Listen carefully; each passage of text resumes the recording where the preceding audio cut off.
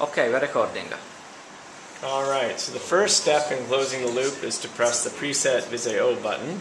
That opens up the last filter wheel on the VisAO and make sure that we get all the light through. That's a success. The next step is to hit Preset AO, the next button over, which will allow us to take dark frames at the correct speed and binning that's been chosen by the program for our bright 8th magnitude star.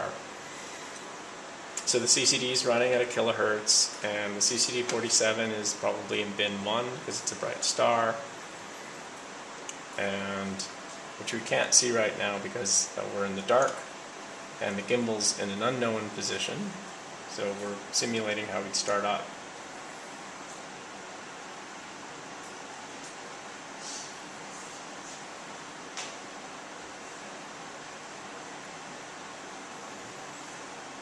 And the system comes back after it's taken darks and subtracts them so we get a nice clean background. Alright, come back now. You start to see a little bit of light. Oh, here's the star. And the last step is to bring the gimbal back to its home position. The next step is we've got to move the star onto the screen cross. To do that, we do the next button, which is the Acquire Ref button here.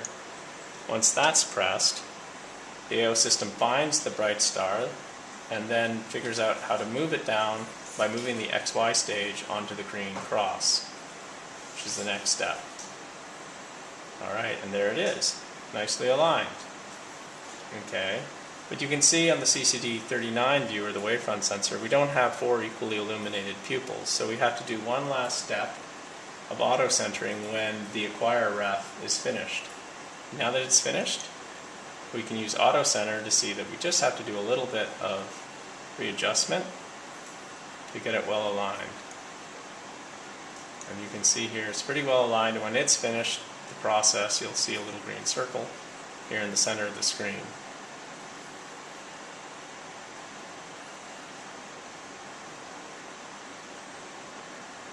Almost there. Okay, success. So now that that's aligned, we can actually start the AO system. Alright, with the Start AO button. And that will first start with a few modes to get a better centration of the camera lens. Alright. And I'm going to load a little bit of turbulence here so that we can do the system with turbulence enabled. And we actually close the loop.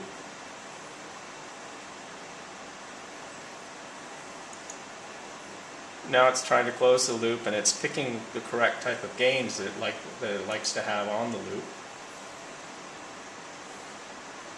Takes a little pause. Now it's starting to try the auto gain.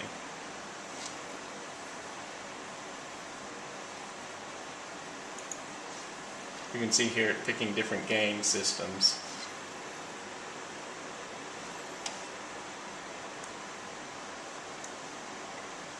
And when it's finished, it should have a perfectly optimized closed loop at 1 kilohertz. It's done. Which is done because you can see it's stable now. And here we have our beautiful diffraction limited image, and now we're able to release the instrument to the astronomer to take more data. And that's how we'll close the loop at Magellan. Astronomer smile. And there's the astronomer.